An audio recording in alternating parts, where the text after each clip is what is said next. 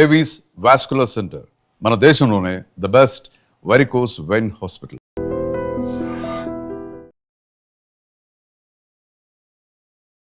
నమస్కారం, మీరు చూస్తుంది ఐ డ్రీమ్. నేను మీ కీర్తి.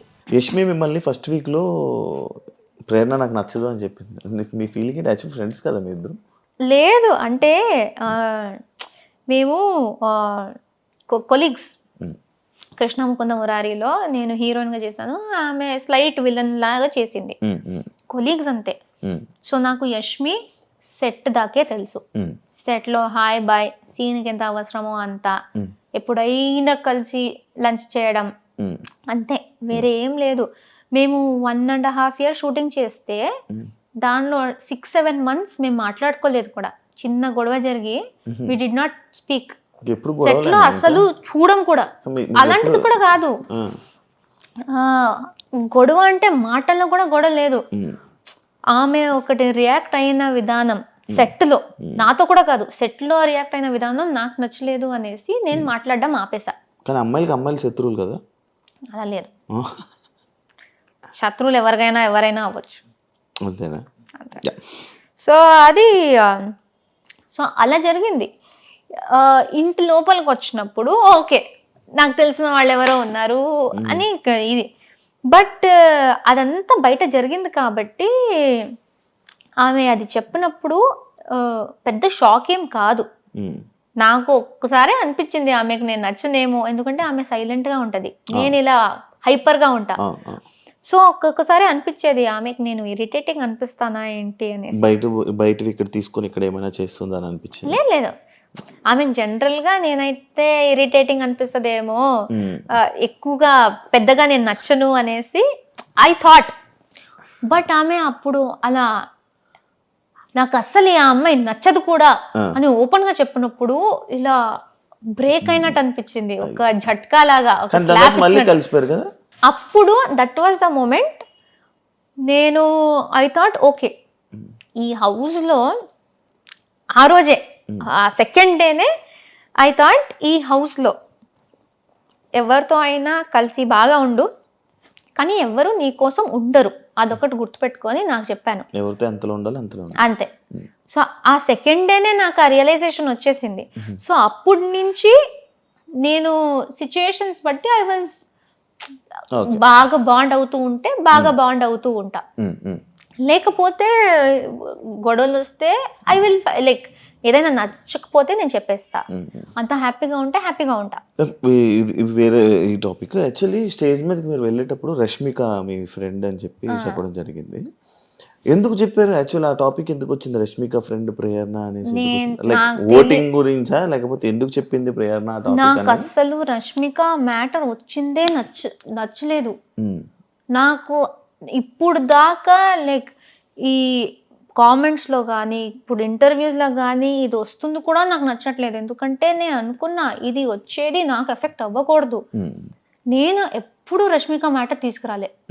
నేను ఫస్ట్ ఇంట్రొడక్షన్లోనే ఎవరు నాగ్ సార్కి లైక్ టీమ్కి చెప్పారో తెలియదు, కానీ ఆయన అది అడుగుతారు కూడా అని నాకు తెలీదు, ఎక్స్పెక్ట్ చేయలే.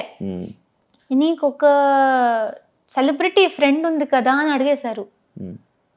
నాకు రియలైజ్ కూడా కాలేదు ఎవరనేసి. అండ్ నాకు ఇప్పుడు గుర్తులేదు ఆయన చెప్పింది, ఆయననే రష్మిక పేరు చెప్పారా లేకపోతే నేను చెప్పానా తెలీదు. మీరు చెప్పారు పేరు, ఆయన అడిగారు, జస్ట్ క్వశ్చన్ అడిగారు.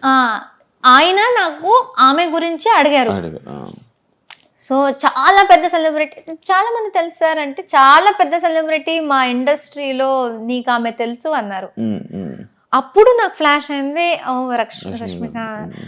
సో అది ఆయనకు ఎవరు దాని గురించి చెప్పారో తెలీదు. అండ్ అప్పటి నుంచి స్టార్ట్ అయిపోయింది ప్రతి ఒక్కరు దాని గురించి అడగడం. And I don't like it, ఎందుకంటే అది ఇలాంటి ఆమె ఇప్పుడు ఏ స్టేజ్కి వెళ్ళిపోయిందో, ఇప్పుడు బిగ్ బాస్ సంబంధించిన దాంట్లో ఈజీగా ఎవరైనా మిస్అండర్స్టాండ్ చేసుకోవచ్చు. రష్మిక గురించి మాట్లాడుతుంది అంటే పాపులారిటీ కోసమా అనేసి. నాకు అసలు వద్దు ఇది. నేను ఇప్పుడు కూడా వేరే ఇంటర్వ్యూ వాళ్ళు వస్తే రష్మిక గురించి ఏమైనా క్వశ్చన్ ఉంటే ప్లీజ్ నన్ను అడగకండి, ఎందుకంటే చాలా అయిపోతుంది. నేను మాట్లాడేది నా గురించి చాలా ఉంది. అవును అవును అవును. సో ఇది ఒకటి అడ్డం పెట్టుకుని మాట్లాడే అవసరం అదే నాకు లైక్ లేదు. అదే మీరు లోపలికి వెళ్ళేటప్పుడు ఆ సిచ్యువేషన్లో ఎందుకు చెప్పింది, మళ్ళీ వీళ్ళిద్దరు రూమ్మేట్స్ అంట, దీని గురించి అది ఇప్పుడు ఇది ఆయన క్వశ్చనే bold. అడగకపోతే నాకు ఎక్కడి నుంచి వస్తుంది? అవును సో వాళ్ళు అది ఎందుకు క్రియేట్ చేశారు? ఇప్పుడు Actually సూర్య గారు తెలీదు వస్తే నాకు. కూడా అవును. సూర్య గారు వచ్చారు, ఉమ్. ప్రతి ఒక్కరి గురించి వాళ్ళు ఇంట్రొడక్షన్ ఇచ్చారు. వీళ్ళు యూట్యూబ్ చేస్తారు, వీళ్ళు డాన్స్ చేస్తారు. నా మీద వచ్చినప్పుడు ఈమె రష్మిక చైల్డ్హుడ్ ఫ్రెండ్ అన్నారు. ఉమ్. అసలు అప్పటి కూడా అనుకున్నా, అరే ఎందుకు అక్కడ ఎందుకు అది చెప్తున్నారు అనేసి. ఉమ్. సో అది చాలా పాయింట్స్లో అరే అవసరం లేదు కదా అనే పాయింట్స్లో కూడా దాని గురించే మాట్లాడారు. సో ఐ డోంట్ నో, అంతే నాకు నేను మాట్లాడాలనుకోరా వద్దు ఇప్పుడు? అనుకున్నా అది వస్తూనే ఉంటుంది ఆ టాపిక్. అది వస్తూనే ఉంటది, ఎందుకంటే అది పెద్దది. ఇంక ఇక్కడి నుంచి అది కంటిన్యూ అవుతుంది. ఏం చేస్తారు మరి? ఇగ్నోరా? అంతే, ఇలా ఇగ్నోర్ నవ్వేసి అలా తెలిసేయడం. హౌస్లో ఎవరిని బ్లాక్ చేసుకోవాలి, ఎవరిని ఫ్రెండ్ చేయాలి అని అన్న సిచ్యువేషన్లో వస్తే అందరినీ ఫ్రెండ్ చేసుకొని సోనియాని మాత్రం ఉమ్, అలాంటి పర్సన్ నా లైఫ్లో వద్దు ఇది అని చెప్పి మీరు చెప్పడం జరిగింది. ఉమ్, కానీ మీరు సోనియా పెళ్ళికి వెళ్ళారు. ఉమ్. ఎలా ఇది నాకు అర్థం కాల. నేను ఫస్ట్ ఆఫ్ ఆల్ వాళ్ళు మాకు చెప్పింది ఏంటంటే, మీరు ఫాలోలో మినిమం ఒకటి పెట్టేసి ఎంతమైందనే పెట్టొచ్చు, బ్లాక్ లో 100% ఖచ్చితంగా ఒక్కరు ఉండాలి అని చెప్పారు. అండ్ బిగ్ బాస్ చెప్పిన మాట ఏంటంటే, మీరు ఎవరిని పడట్లేదో, ఎవరిని మీరు హౌస్ తర్వాత కలవకూడదు అనుకుంటున్నారో వాళ్ళని ఇక్కడ పెట్టండి అని ఆయన అనౌన్స్ చేశారు. ఆయన అనౌన్స్ చేసిందే నేను రిపీట్ చేశాను, నేను కలవకూడదు అనుకుంటుంది అనేసి ఇలా పెట్టాను. కానీ అది అక్కడ ప్రక్రియ చేయాలి. సో ఉన్న వాళ్ళలో నేను అందరినీ పెట్టలేదు, నేను 7 or 8 members నే పెట్టాను. బట్ అంటే ఈమెను మెన్షన్ చేశారు కదా, లైక్ ఎవరినైనా కలుస్తాను కానీ ఈమెను అయితే ఎవరినైనా కలుస్తాను అని చెప్పలేదు. బట్ అది ఎంత వచ్చిందో తెలీదు. ఐ సెడ్ కొంతమందిని పెట్టేసి వీళ్ళతో నాకు మంచి బాండ్ వచ్చింది, వీళ్ళని పక్కాగా కలవాలి అనుకుంటున్నా, ఎందుకంటే ఈ బాండ్ కంటిన్యూ అయితే చాలా బాగుంటది అనిపిస్తుంది. బట్ అలానే అప్పుడే ఆమె మళ్ళీ హౌస్ బయట నుంచి వచ్చి మళ్ళీ నామినేషన్స్ లో నాకు చాలా గట్టిగా చాలా చాలా నెగిటివ్ గా మాట్లాడింది. సో అక్కడ ఉన్న వాళ్ళలో నేను ఖచ్చితంగా ఒకరిని పెట్టాలి అంటే నేను సోనియాని పెట్టాను. అండ్ చెప్పేది కూడా బిగ్ బాస్ ది వాయిస్ దే నేను క్యాచ్ చేసి అదే విధంగా చెప్పాను కాబట్టి ఇట్ వాస్ లైక్ నేను ఇప్పుడుకి కలవను ఈ అమ్మాయినే అనేసి ఉంది. దాని తర్వాత బయటికి వచ్చాక ఇప్పుడు ఫినాలే వచ్చి నేను సోనియాది ఇమిటేషన్ చేశాను స్టేజ్ మీద నాగ్ సార్తో, సోనియాతో మాట్లాడాను, అదంతా ఓకే. పెళ్లి గురించి తెలిసింది. నేను అన్నాను నేను వెళ్ళను, ఎందుకంటే బాగుండదు, ఇప్పుడే అది బ్లాక్ది అంతా అయింది, ఎంత నేను అది ఒక బిగ్ బాస్లో చెయ్యాలి అనుకున్న ప్రక్రియ అని నేను ఎంత చెప్పినా అది బాగుండదు.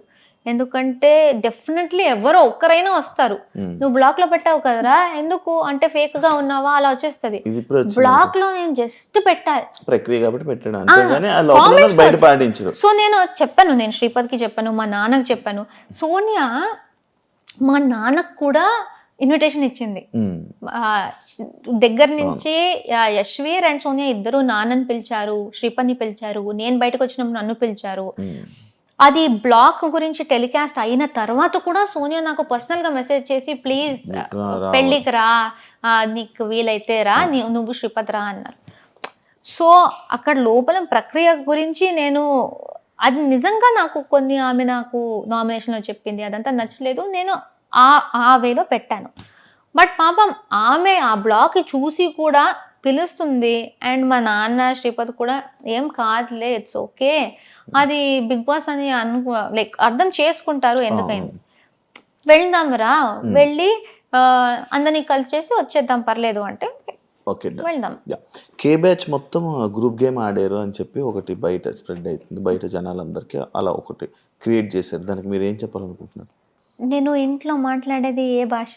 తెలుగు. తమిళ్. ఎక్కడ? Mother tongue. Mother tongue Tamil. అవును దీని గురించి యాక్చువల్ డిస్కషన్ కూడా వచ్చింది. సో నేను తమిళ్, నేను ఏ రకంగా కే బ్యాచ్ అవుతా? అది నా ఫస్ట్ క్వశ్చన్. ఎవరెవరు నన్ను కూడా కే బ్యాచ్ అని పెట్టారో, ఫస్ట్ ఆఫ్ ఆల్ అలాంటిది లేదు. ఎవరు స్టార్ట్ చేశారో వాళ్ళు దేనికి స్టార్ట్ చేశారు, ఎవరిని సపోర్ట్ చేయడానికి స్టార్ట్ చేశారు అని ఎవరికి తెలుసో వాళ్ళకి తెలుసు. కానీ ఆ కే బ్యాచ్ పక్కన పెడితే నేను ఎందుకు దానిలో వస్తున్నా? అంటే నేను తమిళ అమ్మాయి. మీరు అందరూ లైక్ ఎలా అంటే ఒక గ్రూప్ లో కూర్చొని ఈరోజు జీని నామినేట్ చేయాలి, ఏ నామినేట్ చేయాలి, ఫస్ట్ ఆఫ్ ఆల్ నామినేట్ చేయాలి అని మాట్లాడుకున్నారంట కదా. ఇది ఎప్పుడు జరిగింది? ఏది? మేమందరూ క్లాన్స్ లో ఉన్నప్పుడు, క్లాన్స్ లో మనల్ని కాపాడుకోవాలరా గ్రూప్ క్లాన్స్, అదే క్లాన్ అంటే మేము ఈ గేమే క్లాన్ లో ఆడాలి. మా క్లాన్ లో నంబర్ తక్కువ అయిపోతే నెక్స్ట్ వీక్ గ్రూప్ గేమ్ లో పవర్ ఉండదు. ఎందుకంటే గ్రూప్ మొత్తం ఎదుటి మా దాంట్లో నుంచి 8 ఉన్నాం వైల్డ్ కార్డ్స్ వచ్చినప్పుడు. సీత మణికంఠ ఇద్దరు వెళ్ళిపోయారు. మా దాంట్లో 6 ఉన్నారు, వాళ్ళ దాంట్లో 8 ఉన్నారు. మళ్ళీ ఒకరు మన వాళ్ళే మా మీదే వేసుకుంటే మేము వెళ్ళిపోయే ఛాన్స్ ఉంది. వాళ్ళు 8 ఉంటారు, మేము 5 ఉంటాం. గ్రూప్ గేమ్ ఆడాలంటే వాళ్ళకి పవర్ ఉంది, మాకేం లేదు. సో బిగ్ బాస్ చెప్పింది క్లాన్ గేమే, బిగ్ బాస్ 8 అనేది క్లాన్ గేమే. సో మేమేమనుకున్నాం, అక్కడ నబీల్ కూడా ఉన్నాడు. It is easy. కానీ అక్కడ మాట్లాడుకున్న దాంట్లో నబీల్ ఉన్నాడు. నబీల్ని కూడా కే బ్యాచ్ లో పెడుతున్నారా? ఆ భాషది ఎందుకు వస్తుందో నాకైతే చాలా ఇరిటేట్ అవుతుంది. ఎందుకంటే అందరూ తెలుగు బిగ్ బాస్కి వచ్చాం, బట్ ఈ సీజన్ మొత్తం ఇదే నేమ్ నడిచింది మొత్తం లాస్ట్ వరకు. అలా చూస్తే మీరు ఇండస్ట్రీ వాళ్ళని బ్లేమ్ చేయండి. ఇప్పుడు అక్కడి నుంచి కర్ణాటక నుంచి ప్రొడ్యూసర్స్, డైరెక్టర్స్ వాళ్లే కదా కన్నడ వాళ్ళని తీసుకొచ్చి ఇక్కడ పని ఇప్పిస్తున్నారు, ఇక్కడ పని చేస్తున్నారు. ఇక్కడ పని చేసి తెలుగు ఆడియన్స్ కి నచ్చితేనే కదా వీళ్ళు పాపులర్ అయ్యారు. ఆ నచ్చితేనే కదా బిగ్ బాస్ వాళ్ళు కూడా అప్రోచ్ అయ్యి వీళ్ళు బాగున్నారు అని పెట్టారు. మీ షో కేబీకేజీ తర్వాత మీకు మీ టాస్క్ లో అక్కడ బాగా ఆడి మీ పర్ఫార్మెన్స్ నచ్చి మీకు మంచి ఆఫర్ వచ్చింది అంటున్నారు, రైటేనా? నిజమేనది? తెలీదు. కేబీకేజీలో మీ పెర్ఫార్మెన్స్ చాలా బాగుందండి, టాస్క్లు బాగా ఆడేవాళ్ళంట, మంచిగా ఫుల్ యాక్టివ్, చాలా బాగా ఆడుతున్నావు టాస్క్లు అని అన్నారు. టాస్క్స్ అంటే చాలా ఇష్టం కదా. అక్కడ కూడా బాగా ఆడే, ఫస్ట్ ప్రతిదీ వెళ్ళిన దాన్ని ప్రతి ఒక్కటి గెలిచేదాన్ని కదా. దానివల్ల ఈ ఆఫర్ వచ్చింది అని చెప్పి విన్నా. నాకు దేనికి పిలిచారో తెలియదు కానీ పిలిచారు అంతే అంతే. సో ఇలా ఇప్పుడు అది మాట్లాడుకుంది మేమేదో షడ్యంత్ర చేసి కుట్రలాగా వాడినే చెయ్యి, ఈ రీజన్కే చెయ్యి, ఎవ్వరూ మాట్లాడుకోలేదు. మాలో చేసుకోకండ్రా, మాలో చేసుకోకండి. ఎందుకంటే ఎదుటి వాళ్ళు మా మీదే చేస్తారు. రాయల్ క్లాన్స్ వాళ్ళు ఓజీస్నే చేస్తారు, వాళ్ళలో చేసుకోరు. మేమెందుకు మాలోనే వేసుకుని పిచ్చి పిచ్చిగా ఆడుతున్నాం? వాళ్ళు వాళ్ళ క్లాన్ గురించి ఆలోచిస్తున్నారు, మేము కూడా వాళ్ళ క్లాన్ గురించి ఆలోచించాలి. నామినేషన్స్ అంటే అది కాదు కదా, ఎవరిలో తప్పు ఉంటే వాళ్ళని క్వశ్చన్ చేయడం. వాళ్ళలో కూడా చాలా తప్పులు ఉన్నాయి. కానీ ఈ సీజన్ లో కొత్తగా క్లాన్స్ వచ్చాయి, లేకపోతే క్లాన్ అనే కాన్సెప్ట్ లేదు. సో ఓజీస్ ఎవరు ఉన్నారో వాళ్ళు స్టార్టింగ్ నుంచి క్లాన్ గేమ్ ఆడుతున్నారు కాబట్టి మాకు అది తెలుసు. మాకు టూ వీక్స్ ఏదో మా క్లాన్ వాళ్ళని మేము నామినేట్ చెయ్యకూడదు అని బిగ్ బాస్ చెప్పారు. అదేంటి బిగ్ బాస్ తప్ప అది? సో క్లాన్స్ ది ఒక ఇది ఉంటది, మీ క్లాన్ ని మీరే ఎందుకు వీక్ మీ టీం క్రికెట్ ఆడుతున్నారు, ఒకడు ఆడట్లేదు, ఆర్ లేకపోతే మీకు పర్సనల్ ప్రాబ్లం ఉంది, బెస్ట్ ప్లేయర్ ని తీసేస్తారా మీరు? పెట్టుకుంటా. టీమ్ గేమ్ అనేది టీమ్ గేమ్. సో మా సీజన్ లో కొత్తగా జరిగింది టీమ్ గేమ్ అనే కాన్సెప్ట్. అది బయట కొత్తది కాబట్టి అందరికి అర్థం కాలేదు.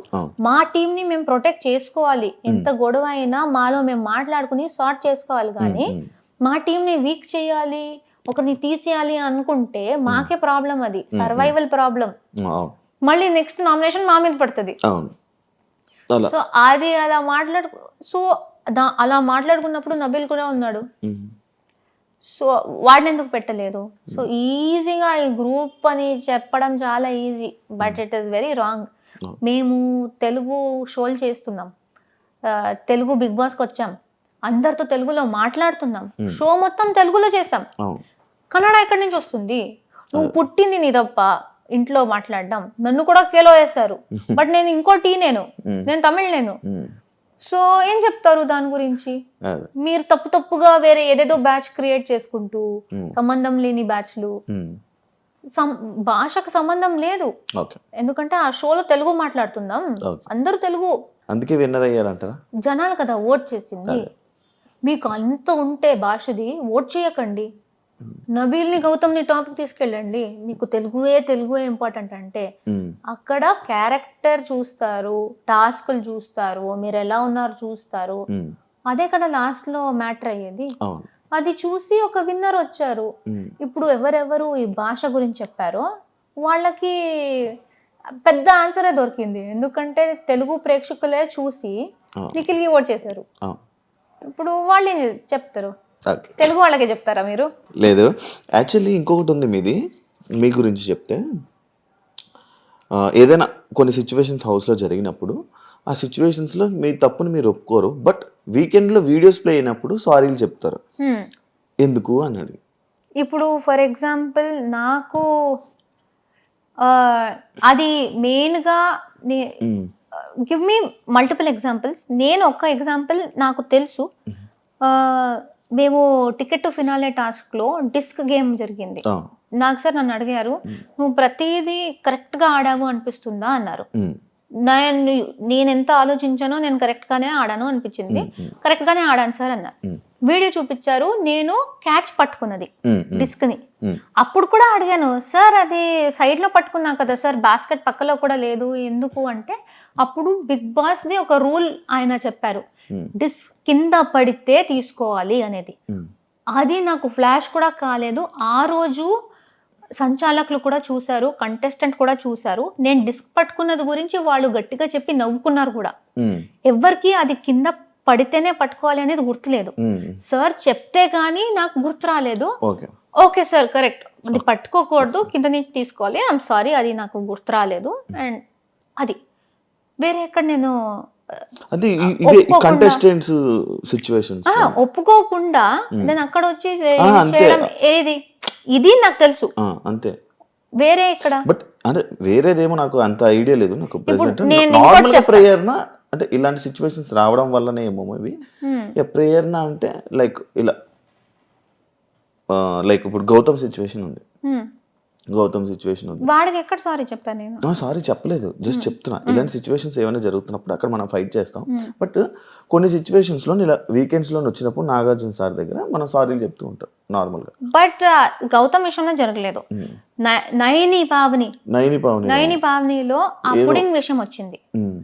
నాకు అది తప్పు అనిపించలేదు, కానీ నాకు సార్ అంత పెద్ద ఆయన వచ్చేసి ఆయన అది తప్పమ్మా అంటూ ఉంటే అక్కడి నుంచి ఆయనతో కూడా ఆర్గ్యూ చేసుకుని నించునే అంత ఇది లేదు. సో అక్కడ ఓకే, లైక్ అదే ఇలాంటి సిచ్యువేషన్స్ లోనే అన్నారు లైక్. యా, బట్ ఇప్పుడు నాకు అక్కడ సిచ్యువేషన్ ఏం జరిగింది, అక్కడ కూర్చుని నేను నాకు సార్ అంత టైం లేదు, నేను ఆయన టైం వేస్ట్ చేయాలని కూడా అనుకోవట్లేదు. నేను జైల్లో ఉన్నాను, నయని బయట నుంచి ఏదో మాట్లాడుతూ ఉంది, మధ్యలో నేను మాట్లాడితే నీతో నేను మాట్లాడట్లేదు అంది. I'm not talking to you, please don't interrupt అని చాలా రూడ్గా మాట్లాడింది. ఆమె నేను అడిగాను, నేను నీతో బాగా మాట్లాడాను కదా, నువ్వెందుకు అంత రూడ్గా మాట్లాడావు, why did you talk to me like that? నువ్వు హరితేజ అక్కతో నువ్వు ఫైట్ చేస్తున్నావు కదా, నాకు నచ్చట్లేదు, అందుకే నాకు ఎవరు ఇష్టమో వాళ్ళతో నువ్వు బాలేవనేసి నాకు నువ్వు కూడా నచ్చవు అలా చెప్పింది. అది ఆమె చెప్పింది. దాని తర్వాత జైల్లో అది వదిలేసాను ఏంటి ఎలా మాట్లాడింది అనేసి. దాని తర్వాత షీ సెడ్ ఏదో నా గౌతమ్తో తేజతో మాట్లాడుతూ షీ సెడ్, ఈ అమ్మాయిని నేనే నామినేట్ చేశా కిల్లర్ గర్ల్స్ టాస్క్లో, నా వల్లే జరిగింది, నేనే చేశాను అని అట్లీస్ట్ 4-5 times చెప్పింది. నేను చెప్పాను, నువ్వు ఒక్కదానివి చేయలేదు, అక్కడ పృథ్వీ ఇంటర్ఫియర్ కాకపోతే ఒక్కదానివే చేయకపోయి ఉండొచ్చు, ఎందుకంటే దానికి ముందు 3 rounds నేనే పట్టుకున్నా ఆమె వచ్చిన. సో నువ్వే చేసావు అనకు, నువ్వు చేయాలనుకున్నావు, నీకు ఒక తోడు వచ్చారు, నువ్వు చేసావు ఫైన్, కానీ నేనే చేసా ఈ అమ్మాయి, అది కూడా ప్రేరణ కూడా కాదు, ఈ అమ్మాయిని నేనే చేసా అని 3-4 సార్లు అనింది. అప్పుడు నేను, నువ్వు ఏంటి పెద్ద పుడింగా నన్ను నామినేట్ చేయడానికి అన్నాను. అందరికీ ఆమె ఎలా చెప్పింది సార్, ఆమె చాలా ఒక విచిత్రమైన ఫేస్ పెట్టుకొని, అంటే అసలు మనిషిలాగా కూడా చూడట్లేదు, నువ్వు పుడింగా నువ్వు ఈ ఫేస్ చేసి అందరికి చెప్పింది. అండ్ నాకు సరికి కూడా అలా చెప్పింది. వీడియో వచ్చింది. నేను ఎలా అన్నా, నువ్వేంటి పెద్ద పుడింగా ఇలా అన్నా. సర్కాజం ఉంది. నాకు నిజంగా తప్పు అనిపించలేదు. ఇంత స్టోరీ నేను కూర్చుని నాకు సరికి చెప్తూ ఉంటే ఆయన కూడా అనుకుంటారు నాకు ఎందుకురా ఇదంతా అనేసి. ఆయన అక్కడ చెప్తున్నారు.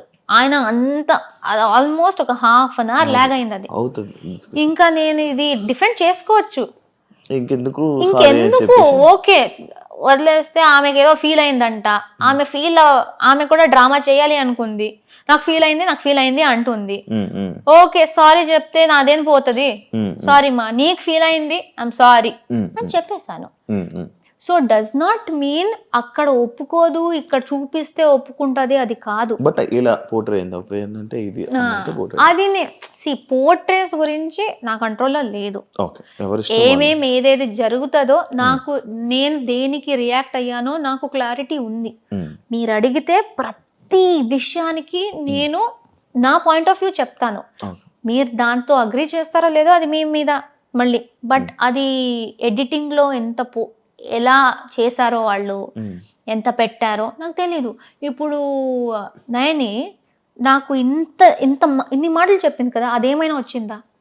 లేకపోతే నేను జస్ట్ పుడింగ్ అనే మాట ఒకటే వచ్చిందా?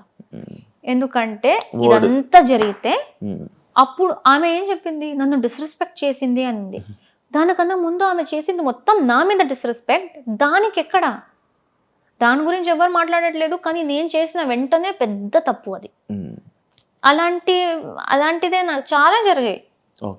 సో ఫస్ట్ నుంచి సిచ్యువేషన్స్ అవే చెప్తున్నారు.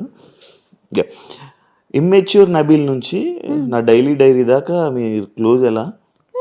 ఇమ్మెచ్యూర్ అని ఇమ్మెచ్యూర్ నేను ఎక్కడ పర్సనల్ గా మాట్లాడుతున్నప్పుడు జరిగింది. ఇమ్మెచ్యూర్ కన్నా ముందు కూడా మేము క్లోజ్ ఉన్నాం. పేరు నవ్వు అనుకుంటూ వివర్ క్లోజ్. మేము క్లోజ్ అయ్యాము. ఆయనకి కొన్ని విషయాల్లో నేను నచ్చలేదు, ఆయన నాతో మాట్లాడడం ఆపేశారు.